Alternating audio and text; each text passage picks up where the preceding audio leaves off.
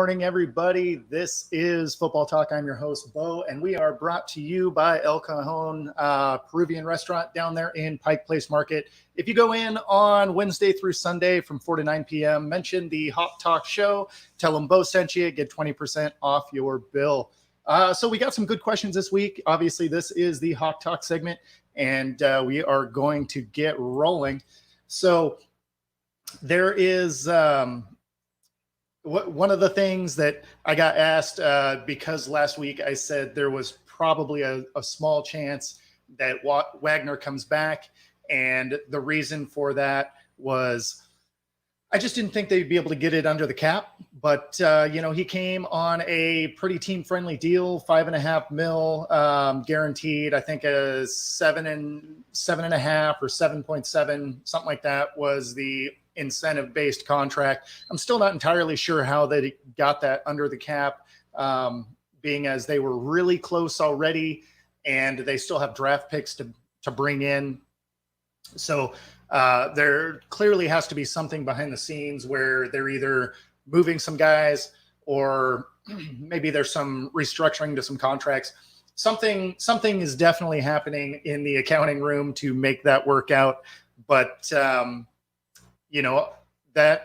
it's great for the Hawks. It's great for Wagner. It's great for the city. So was I surprised they brought him back?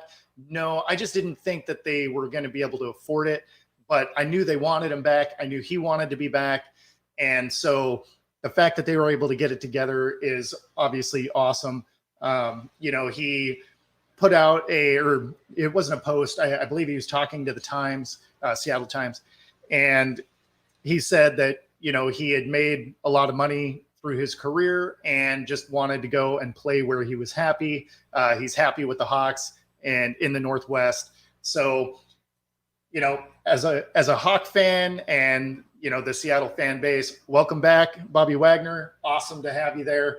And looking forward to that. That also adds some stability in, leadership on that defense. Also adds some stability there in, that linebacking core that was getting torched, most of the year. So great to have that leadership back in that unit. At the end of the day, he was the second overall linebacker, rated by Pro Football Focus. So it's not like he's had some huge falling off. He still makes a ton of plays. He's still, one of the most efficient tacklers in the league. So great asset to have back on the team.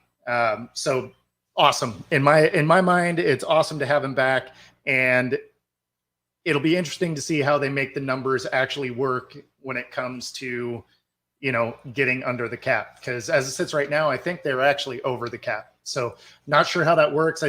I believe you are supposed to be under the cap by March 17th, but that always seems like kind of a pretend date because that is the beginning of free agency.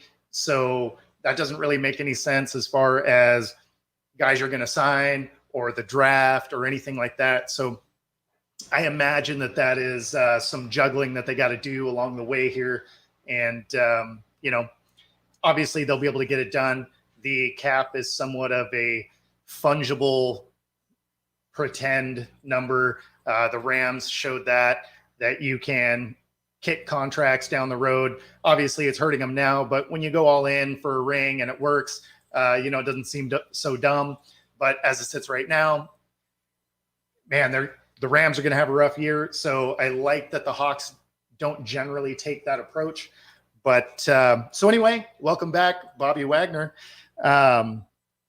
Okay, with the Rams rebuilding, Cards probably without Kyler Murray to start, and the Niners with Purdy recovering and splitting reps between Darnold and Lance, do I think the Hawks win the division? So I actually don't think the Hawks win the division. I do believe they're going to be a double-digit win team. I think the Niners are probably still the favorite to win the division. If this last season showed anything, it's that the rest of the team is good enough that it doesn't really matter who's under center. And so I feel like they're probably still the team to beat in the division. Could they do it? Sure. If I was placing a bet right now, I would bet the Niners are probably still the better team overall. But that is mostly just for this year. I think moving forward, probably not this coming season, but the following season, it'll probably be the Hawks division. But this coming year, I think it'll be a pretty hard fight. But I think the Niners are probably just a little bit better. That being said, there is a little bit of a question because obviously you don't know if Purdy is going to be recovered in time for the season. And if they're splitting number one reps, like Shanahan said, between Darnold and Lance, that doesn't inspire a lot of confidence. It kind of goes back to that old adage that if you have two quarterbacks, you don't have one. And in this case, I think that's really kind of what it is. I imagine that as they write out the depth chart, Lance is probably QB2 and Darnold is QB3. But when it comes to what it is, again, Shanahan was talking about, is they're going to share first team reps and kind of have a competition to see what it is. And obviously that makes a ton of sense because Lance just doesn't have a lot of playing time and, has a tendency to get hurt. Darnold does tend to be a little bit more durable. Obviously he doesn't have the upside that Lance has, but availability is huge. So that's one of those, you kind of have to do first team reps because you really don't know if Lance is going to be able to make it out of the first game. And you need a guy that has some continuity with the, all the number ones if, anything were to happen, especially because, again, at the end of the day, you really don't know what kind of recovery Purdy is going to have. Tommy John is not generally a football related injury. So seeing how he comes back from that will, that's a wait and see scenario. Do we trade Jamal Adams to try and get under the cap? Now that's interesting because I don't know that you really have much of a market for him. He's been hurt the last few years. I think it was a $13.5 million cap hit of dead cap. So wherever he would go, they'd have to pay a lot for a guy that hasn't been able to stay on the field. I really don't see anybody wanting to take that on, even as a trade, because you'd almost have to give him away for, a fifth or something, it would probably be like a fifth with a provisional fourth based on, production kind of thing. So I really don't think you can get off his contract this year. I think more or less he's a Seahawk for this coming season. And then there's the opt-out on his contract at the end of it. And I think that's probably where it is they'll have to assess. If he gets hurt again this year, I think they probably do end up, opting out or finding a way off the contract. But, again, that's one of those you're really not going to know until you're into the season. But near as I can tell, going into this year, he's going to be on the squad, and which is fine. Again, if he can stay healthy, that's awesome. The guy is a tremendous athlete. And if he can't, you were going to have to eat the contract anyway. And so hopefully they're moving some pieces around in a way that, it doesn't hurt the team so much. But you would have to see some pretty big things out of Jamal this coming season for them to not want to either opt out or do some sort of restructure moving forward. But, again, hopefully he stays healthy. Hopefully he can make a huge impact. Granted, he's not a great coverage safety, but that's not really the way they use him anyway. So all things considered, he's going to be a Seahawk this coming year. Do they go after Jalen Carter at 5? No, so I don't think so. I think after everything we saw, excuse me, after everything we saw at the pro day, I think he does slide. I don't think he slides as much as everybody thought that he would. And even I did. I thought maybe he was going to slide a little further than he would, or than he probably will. But I don't think he's going to be taken in, the top 5 or 6. I think he ends up falling probably somewhere in the 10 to 15 range. And I don't think that the Hawks will take the fifth overall pick to go get him. I still think that they're kind of in the market for a quarterback, but they may move up if he's still available and use that second pick that is currently number 20. But if they were to pair that with, one of their second round picks, something like that, they may be able to move up and go get him in that, 10 to 15 kind of area, which is probably about where I think he'll end up falling down to. But, we'll see. They've made some free agency moves along that defensive front. So they may be less inclined to take a number 1, a first round defensive end, defensive line guy when there is actually quite a bit of talent on that defensive line in the draft. And they do have 2 second round picks. So between that number 20 and a couple of second round picks, I think that they can round that out. Now, are they as high a level of talent as Will Anderson or, Jalen Carter? No, they're obviously not, but they're still top talent. And so I really think that they will probably, unless he falls down to him, I don't think they are going to do much, especially at the 5th spot. I think the 5th spot is really going to be reserved for picking up a quarterback. The only way I see that changing is if somebody were to trade with Arizona, because I think that they would have been targeting Will Anderson. So if somebody moves up into that 3rd spot and gets Arizona out of the way that needs a quarterback, I think that's about the only way that the Hawks end up going, going that route. But mostly because in that scenario, Will Anderson would be available. So really tough to say, but I don't think they take Carter at 5. So Frank Clark is still available. Do they try and go get him? I mean, it's a talented guy. It's interesting that he's not been picked up yet. That's another one where I just don't know how you make the numbers work. He will probably still want too much money, although, again, he's not on a team yet. Or if he is, I haven't seen the notification that he's been signed. But as far as I know, as we talk right now, I think he's still available. So if he's willing to take less, then they may figure out a way to bring him in. But I don't really see him doing that. And, that'll be one of those that'll probably be closer to the draft on, whether or not he's going to hang out and wait for top dollar, or if he's going to, entertain something less and go to a team that he wants to go to. But, that's a wait and see scenario. Why do I think Anthony Richards is a project, but I do think he's a good fit for the Hawks? Okay, so I think he's a project primarily because of his accuracy.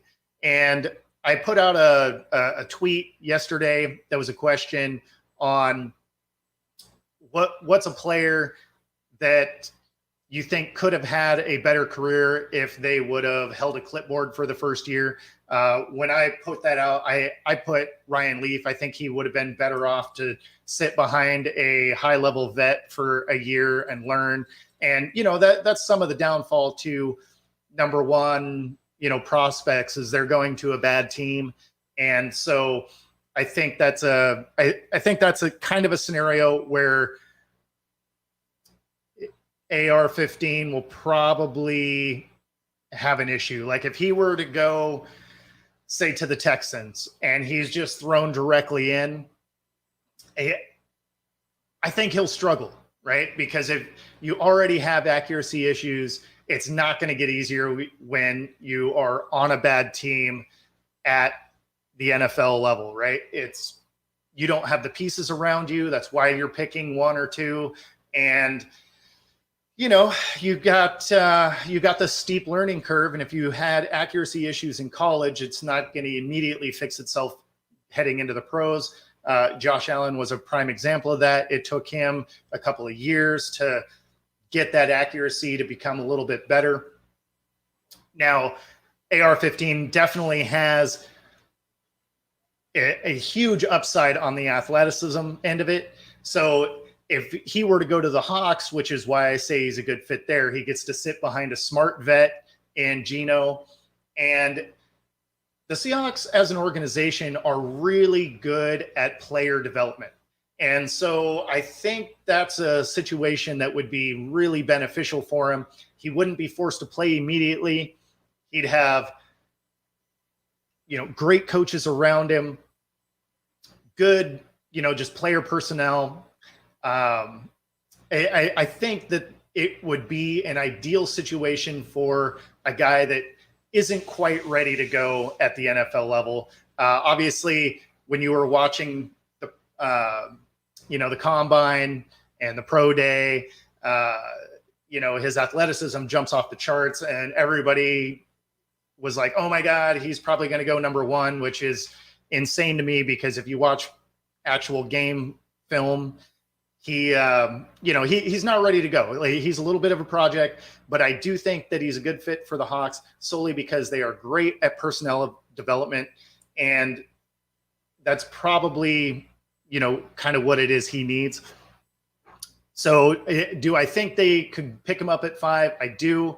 And do I think he'd be a good fit for the team? Absolutely, because he would be able to sit and, kind of learn, get accustomed to the speed of the game at the NFL level. I think that would be an ideal situation for him.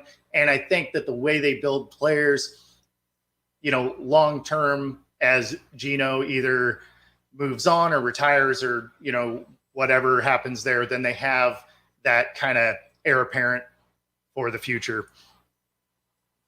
Let's see. With the Texans officially saying they are out on Lamar, do the Hawks try and take a shot? No, I don't think they try and take a shot. Now, obviously, like I've said before, I do believe that there's probably a little bit of collusion behind the scenes, that the ownership is really not interested in a fully guaranteed contract that the Browns put out. I don't think they want that to become a precedent around the league, especially because when you look at the 3 fully guaranteed contracts for quarterbacks, Kirk Cousins got 2, and Deshaun obviously got that 1 2 years ago, last year, whatever.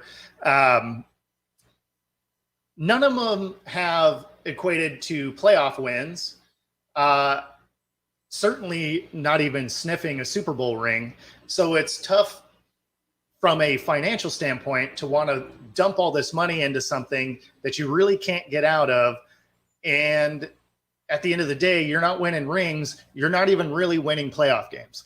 And so I think that is a situation where Lamar, not only does he have the disadvantage of he doesn't have an agent that I think in this particular scenario probably would have been helpful.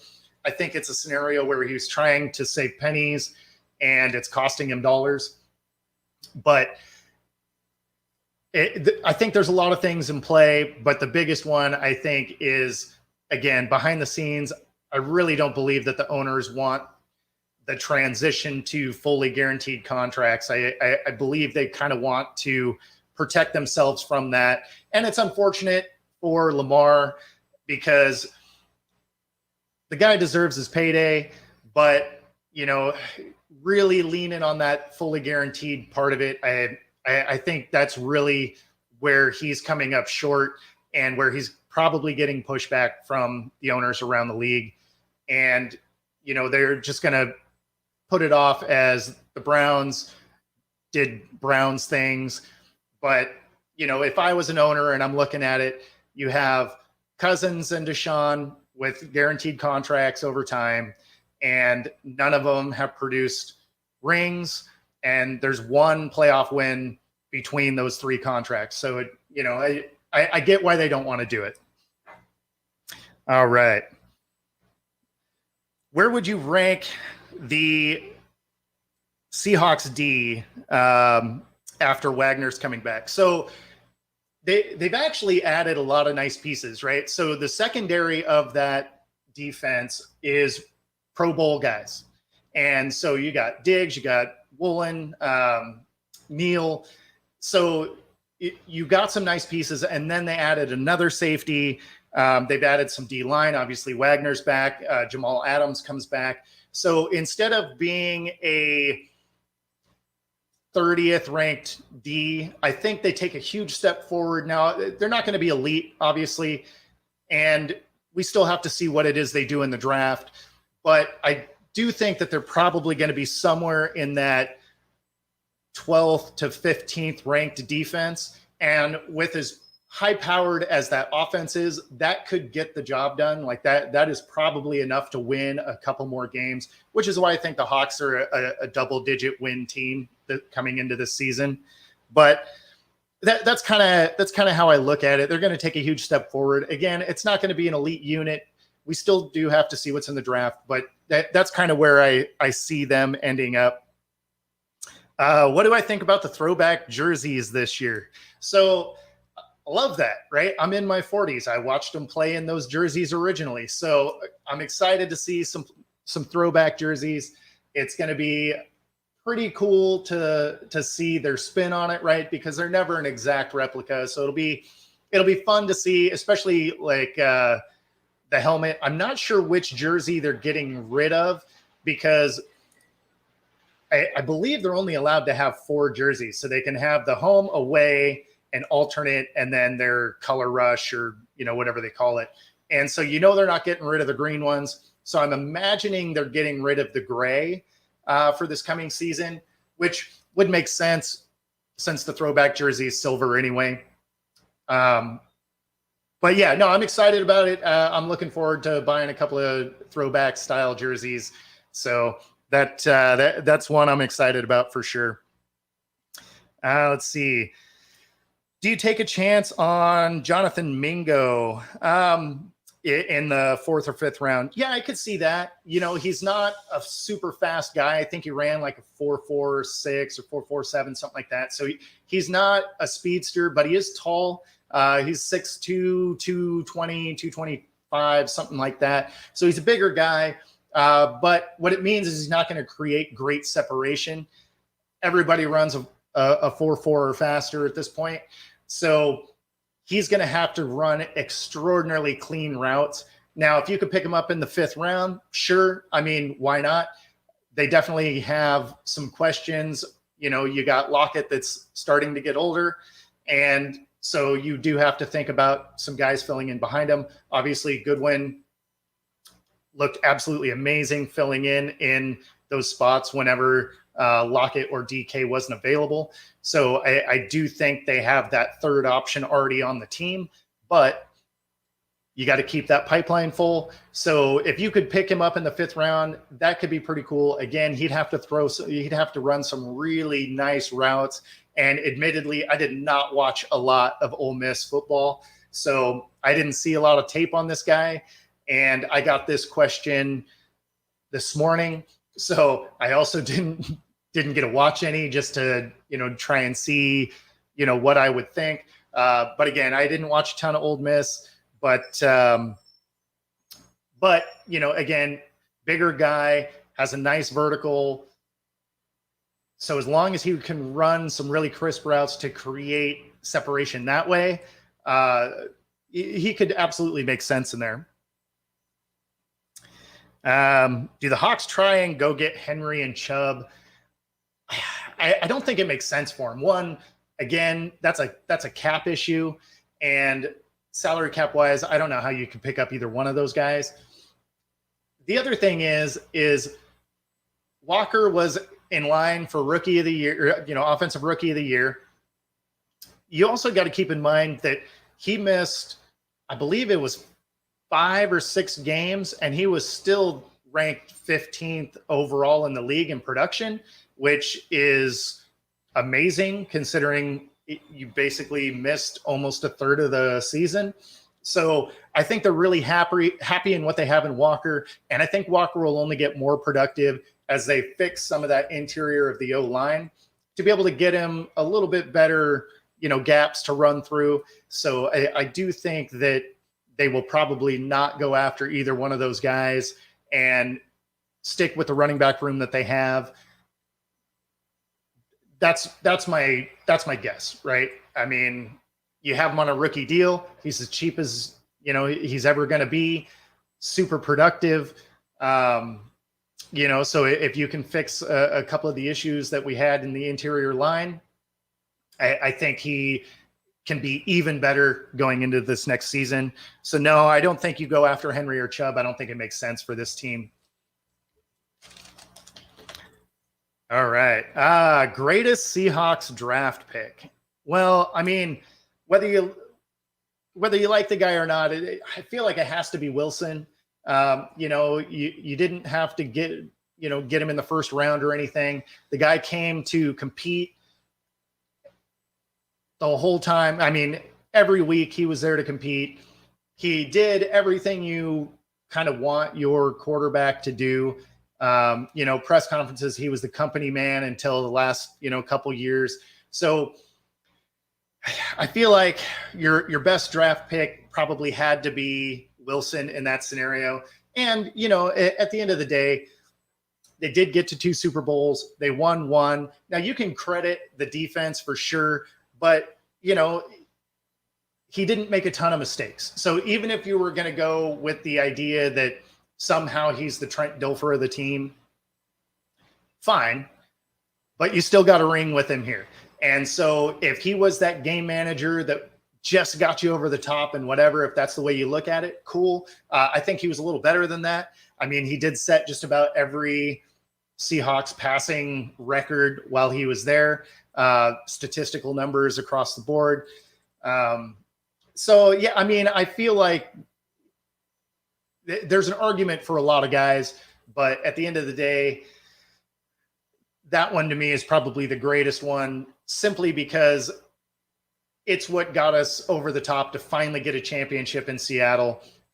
So that's the way I look at it. Am I worried about an aging Lockett? So, I mean, as much as any aging football player, the one thing I'll give Lockett, though, which is a credit to him and a frustration at the same time, is he does the Doug Baldwin catch and hit the ground. So there's not a ton of yards after catch, but it also means he doesn't take the big hit. So he's going to have a longer career than, probably he would otherwise if he was, trying to break tackles and taking some of the bigger hits. So even though it is frustrating as a fan to watch him, do this cross route, catch the ball and hit the deck, when you're looking at the potential of him making a guy miss and taking it to the house, he also doesn't take those big hits. So he tends to be pretty durable, right? Because he's just not getting smashed all the time. So am I worried about it? No. I think where it becomes a question on Lockett is if he starts to lose speed, because some of that separation would then be harder for him to do, and it would open him up to start taking some more bigger hits. But again, I'm not worried about it, especially going into this particular season. You can only look at it one season at a time, really. So long term, yeah, I mean, he's an aging receiver and you're probably going to move off him. But going into this year, I think Lockett is still that perennial 1,000-yard receiver. And I mean, he's still your most productive guy. I mean, if the ball is near him, he brings it in. He's got super soft hands, makes really smart football plays. Also, knows how to manipulate a corner to be able to get open. So at the end of the day, I think he's probably still your number one threat. I mean, because you got DK, who's an absolute beast of an athlete, but doesn't necessarily always make the catches. So, I mean, that's one of those where your most productive, most just clutch guy is still Tyler Lockett. So, am I worried about him getting older? No more than any other, any other player in the NFL. Obviously, when you get older, the hits take longer to recover from. So, at the end of the day, yeah, I mean, they're going to have to start thinking about who's next. But they do have quite a few draft picks, so they may be looking at, some guys that are later, maybe a speed guy. But yeah, going into this year, Lockett's still your number one. Let's see. There was one that was sent to me a couple of minutes ago. Let me find it real quick. All right, so let's play this out. If Seattle listened to Russ, would have had to give up a first for Sean Payton, would be 3 years with no first round picks. Wouldn't have gotten our left tackle in the draft. 3 less picks. Wagner may not have left. And of course, the Russ extension. Now, that's sort of that's a huge question, right? Had he stayed, and man, I'm not sure. Like it'll play out in Denver. We'll get to see, but I feel like that Denver team is probably better than the Seahawks team would have been had he stayed. So if he would have stayed and they would have kept Wagner for what the Rams paid him, then they would have been in some very real cap trouble. I don't know that the rest of the team could have gotten better. Obviously, there would have been less picks. They wouldn't have had first round picks last year, this year, or next year. I don't see how you can build the team around him. I feel like you would have needed those draft picks to position the team to bring in a quarterback, similar to what Denver did do. I don't know that you can pay all that, lose those draft picks, because you just wouldn't have had the cap space to bring in free agent talent to fill those gaps. And I feel like you would have just really crippled your team in order to make that work. So I still think that moving on, I thought moving on was smart before, a year before we did it. But I think that moving on ultimately was better for the team because, again, they wouldn't have had draft picks. They wouldn't have been able to fix the O-line. I mean, it wasn't a scenario where there would have been any sustained success because they just didn't have the personnel anymore. I mean, that's actually why they brought Jamal Adams in, is it was like a desperation, plug a hole, hope it makes a huge splash. It didn't, obviously, but I didn't think one guy was going to do it anyway. I thought they gave up too much for Jamal Adams, but I understood why they did it, because they were trying to preserve what they were doing on the offensive side of the ball, and they just wanted a Band-Aid on a defense that was aging and, really not very good anymore. So I get why they did it. It didn't work. So moving on from him definitely made sense. Now, if Denver goes on to win a Super Bowl or something, obviously you can kind of try and second guess it, but you wouldn't have had those picks and you wouldn't have had the cap space to bring guys in. So you couldn't have built the team that Denver had at that point. So yeah, I don't really think that you could have done what you're asking, right? I don't think you could have made the team a viable option with Russ staying. Again, just because of the cap. I think that would have been the biggest struggle. All right. And there was one other one. Oh, no, I did answer that. All right. Okay, perfect.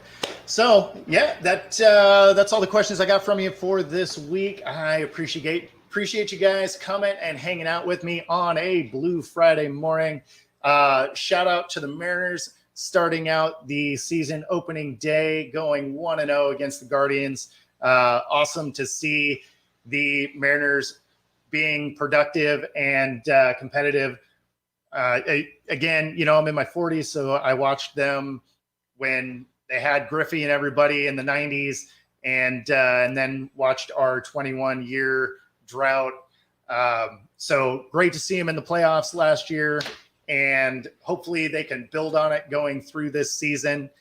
But anyway, get ready for some more baseball, and obviously tune back in next Friday for Hawk Talk. Be sure to like, subscribe, and if you're watching on my channel, pop over to Let's Talk Sports as well and watch some of the other content. There's a lot of great guys over there. Also, you can check out the Hardcore Sports Network. Also, some great content on those channels. So other than that, take it easy. Enjoy your weekend, guys.